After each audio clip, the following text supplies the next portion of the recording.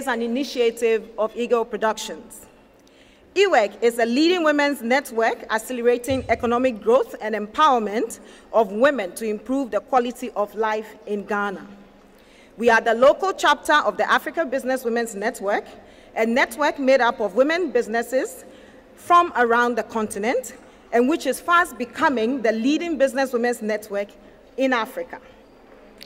From the World Economic Forum Gender Gap Report of 2008 and 2009, amongst 133 countries polled, Ghana ranked 77 on the list of gender parity gap in health, education, politics, and economics. We therefore have a long way to go. South Africa is the only African country that made the top 10. An interesting trend to note in the report, though, is that though the gap is wide in health, education, and politics, it is closer in economics, proving that against all odds, women continue to contribute massively to the economic well-being of their countries. Women make over 52% of the population in Ghana. According to the McKinsey report on Africa for 2010, as Africa exceeds the 1 billion mark, it is estimated that by 2050, 20% of the world's population will be in Africa, and the majority of that will be women and the youth. To make this an opportunity, not a panic point, Africa will have to garner all its resources in the drive towards economic transformation. It is therefore critical that a lot more attention is directed to SMEs. It is the SMEs that will grow and become the blue chip companies. SMEs also form the backbone of any society, and in Ghana, women-led businesses are the majority. Women economics is smart economics. Proving data suggests that women have a much better loan repayment record than men. However, we constantly hear of how women find it difficult to access bank credit at SME level. What is the drawback that prevents women-led SMEs from having access to funds? Since women present less of a repayment risk than men generally. First, we do concede that SMEs generally find it difficult to access funds, especially under such high interest rates as pertains in the country. And secondly, women are generally unable to support their borrowing needs with the kinds of collateral that the banks traditionally demand, as they do not invest in the traditionally requested collateral of land, houses, and cars. They invest mostly in their families.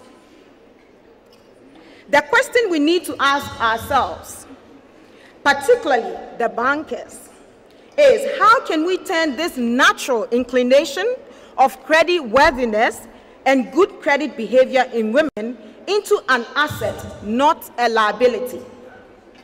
Banks are not doing themselves and the nation a great service by not accessing this huge pool of potentially very viable and reliable market.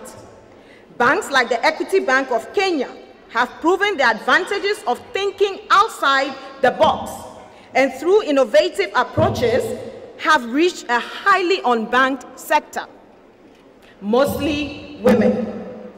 This has given the bank over 60% share in Kenya. We take this opportunity to also appreciate the World Bank for showing leadership and sensitivity to the dynamics of the economy, and we proudly join them to start the drive to award the bank that is most proactive in tackling the lack of access to funds that women-led businesses face.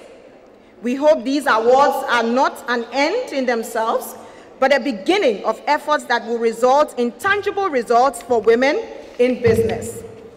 Women, we believe in our men, and we call on our men to believe in us, to help us to contribute immensely to the economic transformation of our nation. Thank you, and enjoy the rest of the evening. I want to thank the organizers. This is really a very special evening. One could feel the vibrations in the air. That's a big family that is together tonight, that is really at the heart of this economy. It's the brain of economic development after all. So I hope everybody here feels just very proud to be together tonight. I am very proud to follow on the footstep of Ms. Asante here. It's good to have strong women finally on the podium. We've been waiting all evening. I'm sure that you appreciate the fact that we're adding 2 prizes this year. It's already a long list of 15, it's going to be 17. One of them is the banker that has figured out that indeed, as Ms. Juliet explained, there is another half of the country that can be banked very well with very profitable opportunities. So let's see who's going to win this prize. I wish we had a farmer with us, because our second prize, and a very important message I think in Ghana, is the importance of agriculture. And everybody says it. It's become such a usual thing to say, the importance of agriculture. But we're convinced that it's the banking sector that is finally going to figure out how to get Ghana agriculture really going big time. You have the people, the land, the weather, the rain, the situation in the market, close to the markets. It's really here to be figured out. It's not easy. There are many difficulties, but we're convinced that it's the private sector and it's the bankers working together that will figure out how to unlock all the potential in agriculture. So we wish you a happy evening. Good to be rubbing shoulders with bankers tonight, and good luck to the winners. Let's see who are the winners. So without further ado. Thank you very much. Let me ask you just a little more for that moment.